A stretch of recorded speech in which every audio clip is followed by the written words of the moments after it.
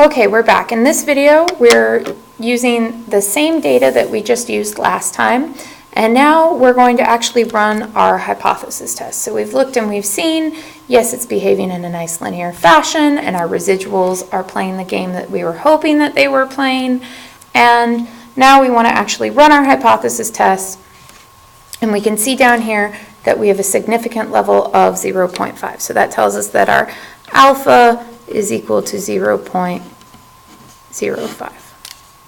Okay. Oops.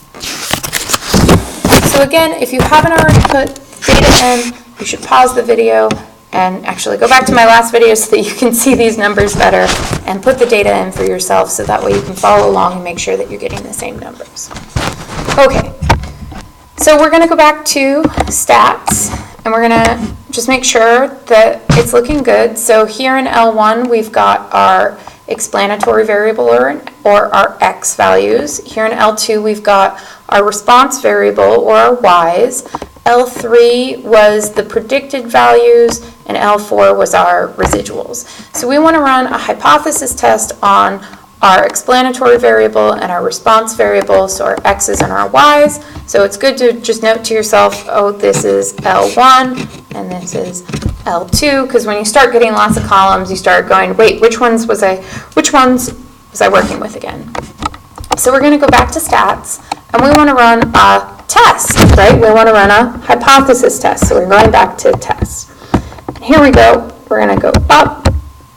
And notice that I went up because linear regression test is at the very end, and this nicely circles around. So instead of going all the way down, because it goes really far down, you can go up to save yourself some time. And I have an injured finger, so I'm going that way. I have two things that say lin reg.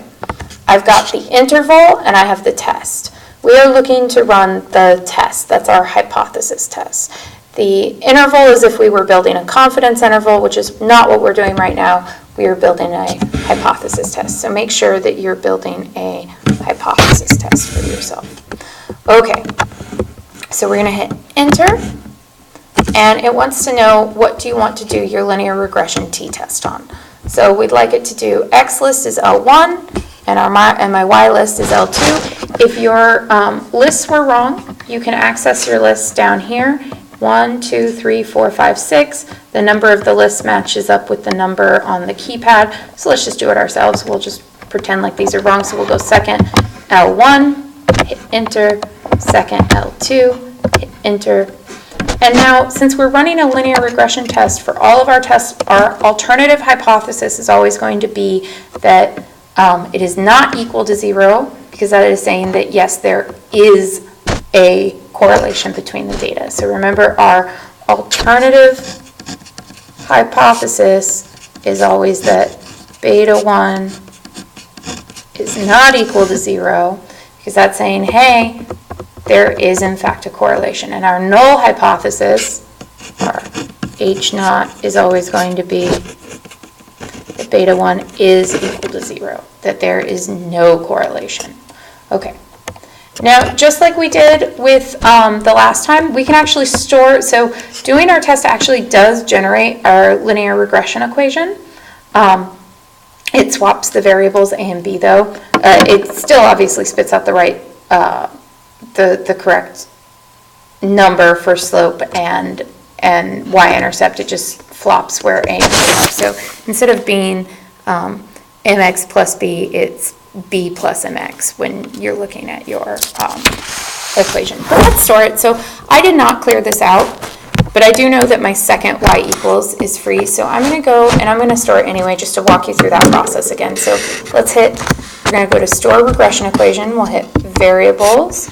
We're going to go over to y variable. I want to put it as a function. And now which function do I want to, well, I know I might have something in y1, so I'm going to toggle down to y2, and that stores it here in the y equals. I'm going to hit enter, and there it says, okay, you're storing it here as y2. We're going to hit calculate and enter. And now it's giving you all this good stuff. So it tells you, hey, that's the format you're looking at. Here's what you tested against. And now if we were going to go and look up our p-value ourselves instead of having the calculator find the p-value, well, the things that we would need to know is we would need to know our t statistic is 6.62. And we would need to know our degrees of freedom. And our degrees of freedom in a linear equation is always going to be 2 minus our observed. So we have 23 observed data pieces. So our degrees of freedom end up being 21.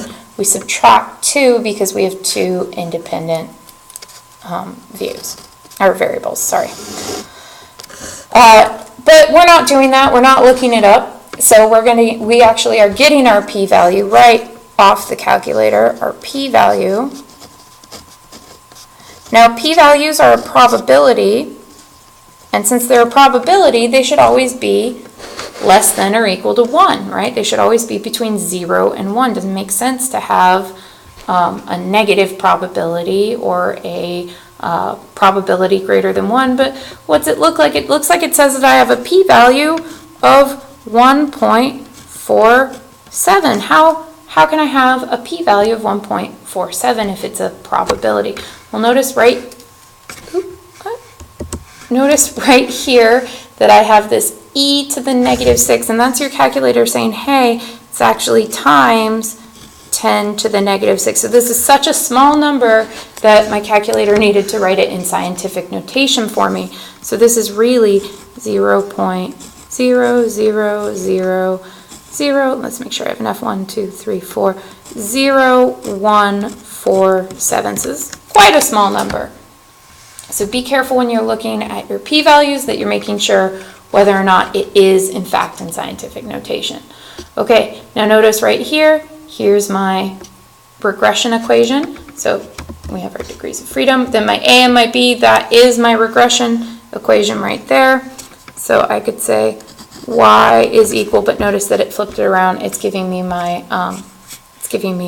y-intercept first. So 60.16 plus 3.61x, and this should be our y-hat. And notice that it gave you up here, it's saying, hey, this is the format I'm spitting it out in. Here's my A and my B. So pay attention to that. And then I can keep going, and there's my standard deviation and my R squared. So it nicely is putting out our R and our R squared. So our R squared is 0.67. And you don't have to worry about whether or not it's giving you the correct positivity, negativity of the R, because it will be doing that for you. If you were square rooting R squared yourself, you would have to worry about that, but here you won't. And now the last kind of step is just to take your p-value and ask yourself, well, is it smaller or is it bigger than my alpha? This is much smaller than my alpha, and so since my p-value is smaller than my alpha, that means that we have something significant happening, right? The probability that this is happening in the world where they aren't correlated is a very, very low probability, and so it must be. So it's probably not the case that they aren't correlated, and so we get to reject the null hypothesis.